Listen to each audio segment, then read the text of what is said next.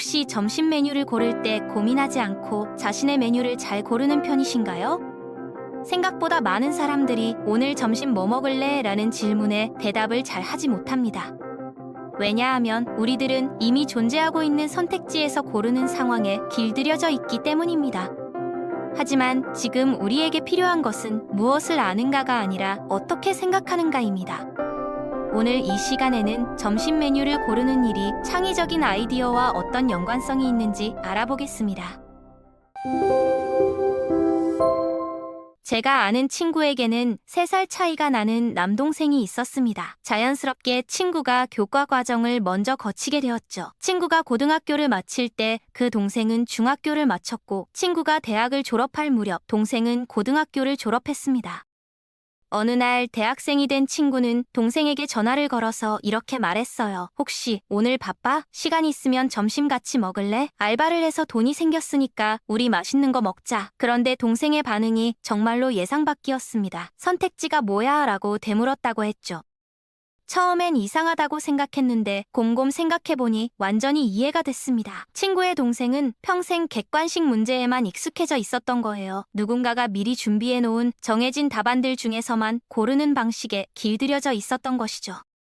더 놀라운 건 이런 현상이 동생에게만 국한된 게 아니라는 점이었습니다. 다른 사람들에게도 비슷한 실험을 해봤더니 대부분이 똑같이 선택지를 요구했어요. 스스로 창의적인 아이디어를 떠올리는 것보다는 미리 마련된 옵션에서 고르는 게 훨씬 편하다고 느끼는 거죠.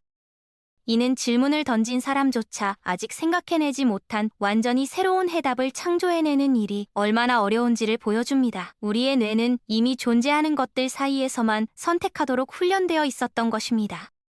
우리 교육 시스템을 자세히 들여다보면 이런 경향의 근본 원인을 발견할 수 있습니다. 정확한 답과 틀린 답을 명확하게 구분하는 이분법적 사고에 너무 집착하고 있어요. 맞으면 정답이고 틀리면 오답이라는 단순한 흑백 논리 말입니다. 하지만 현실 세계에서는 이런 흑백 논리가 통하지 않는 경우가 압도적으로 많습니다. 대부분의 문제들은 여러 가지 관점에서 바라볼 수 있고 다양한 해결책이 존재하며 때로는 정답이 아예 없을 수도 있거든요. 한 가지 예를 들어보겠습니다. 철자법 경시대회를 상상해보세요. 고양이라는 단어에 영어 철자를 맞히는 문제가 나왔다고 가정합시다. 첫 번째 학생이 정확하게 can이라고 답하면 당연히 통과하겠죠. 두 번째 학생은 캘트이라고 써서 틀렸다고 판정받고 탈락합니다. 세 번째 학생은 x 크더 프라임라는 완전히 이상한 답을 제시해서 역시 오답 처리되어 경시대회에서 제외되어요. 겉으로 보기에는 공정하고 합리적인 평가 시스템인 것 같습니다. 그런데 잠깐만요. 캘트이라는 철자가 정말로 완전히 틀린 것일까요? 음성학적으로 분석해보면 캔트이 실제 발음에 더 가까울 수도 있거든요. 사전에서도 발음 기호로는 떨로 표기하고 있으니까요. 심지어 영어의 역사를 살펴보면 철자법이 여러 번 변화해왔다는 것을 알 수 있습니다. 셰익스피어 시대에는 같은 단어를 여러 가지 방식으로 철자를 썼어요. 현재 우리가 정답이라고 부르는 철자법도 사실은 시간의 흐름 속에서 합의된 하나의 약속일 뿐입니다. 그럼에도 불구하고 우리는 하나의 답만 옳고 나머지는 모두 틀렸다고 규정하는 시스템을 만들어냈습니다. 어떤 대안이 기존 답보다 더 논리적이거나 실용적일 가능성이 있어도 무조건 배제해버리는 거죠.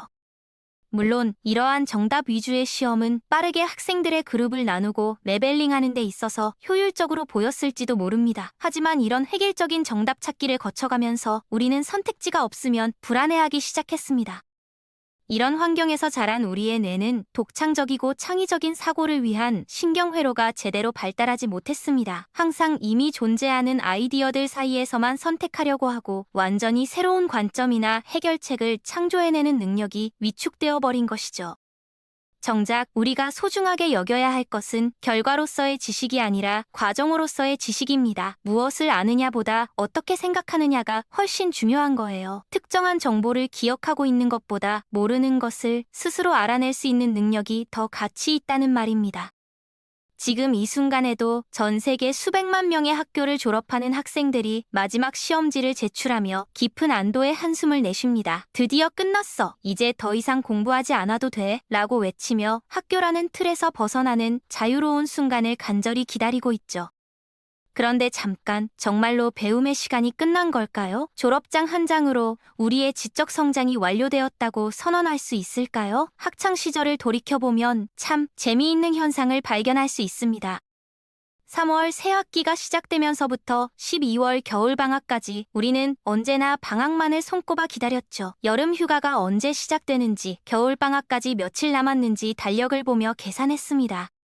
그 시절 우리에게는 학습이 유일하고도 절대적인 본업이었습니다. 부모님도 선생님도 그리고 사회 전체가 우리가 열심히 공부하기만을 바랐거든요. 좋은 성적을 받고 명문대에 진학하고 안정적인 직장을 구하는 것이 인생의 전부인 양 여겨졌습니다.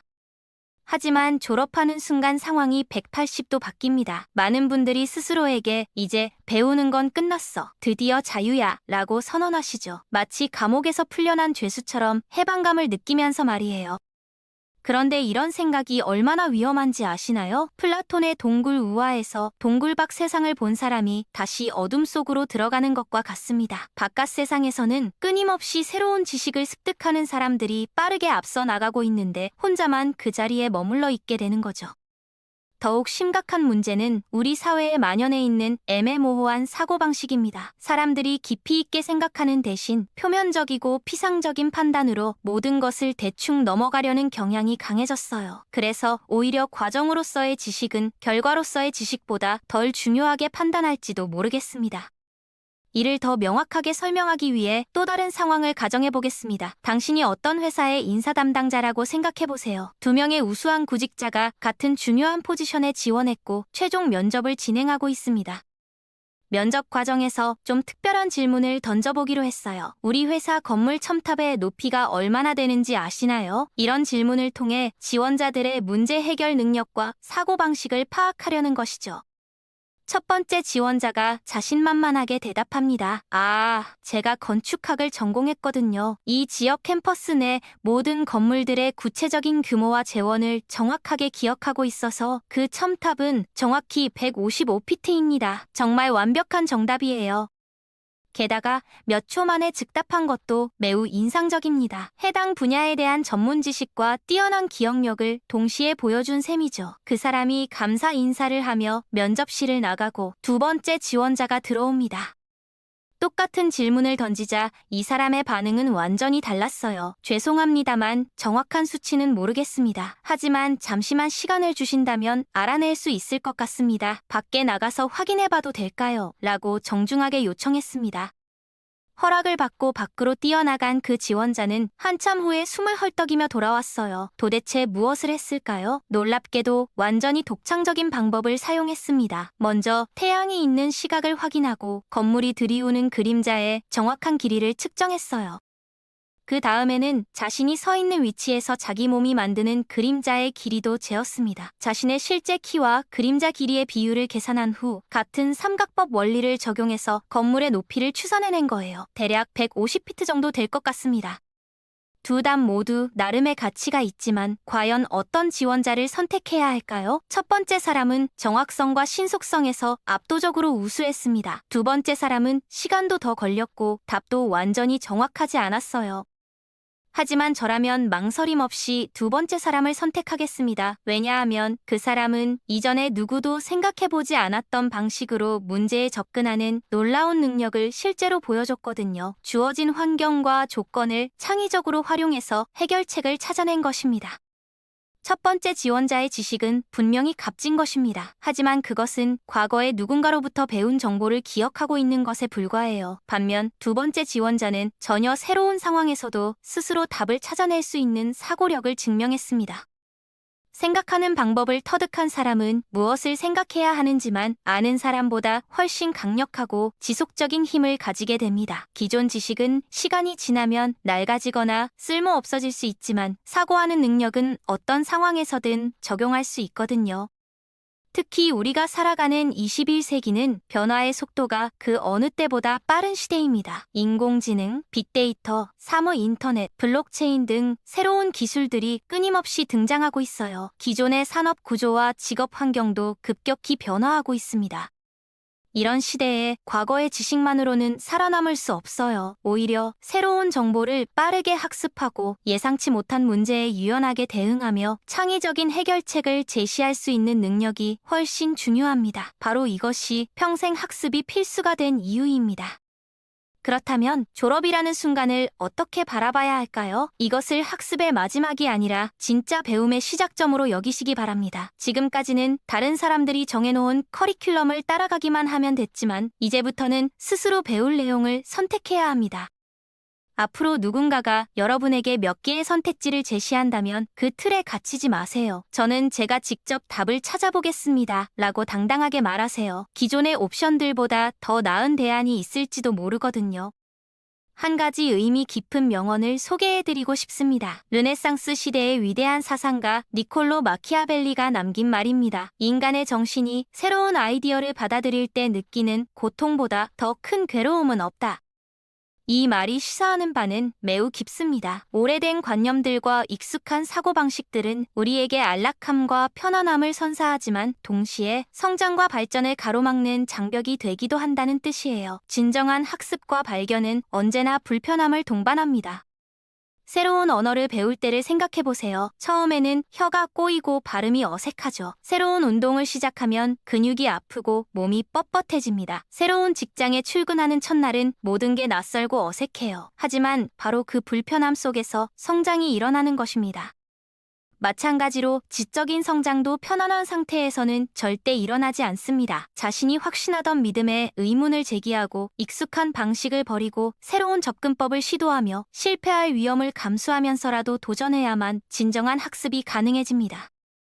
그래서 저는 여러분 모두가 앞으로 고통스럽고 불편한 삶을 살아가시길 진심으로 바랍니다. 물론 불필요한 고통을 추구하라는 의미는 아니에요. 성장을 위해 필요한 건강한 불편함을 마다하지 말라는 뜻입니다.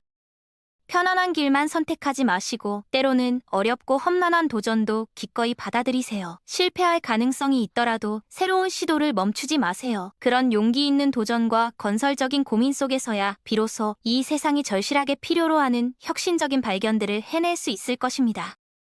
안락함이라는 안전전지대에 머물러 있는 한 진정한 성장이나 창조는 불가능합니다. 졸업은 끝이 아니라 시작입니다. 이제 진짜 배움의 여행을 떠나보세요.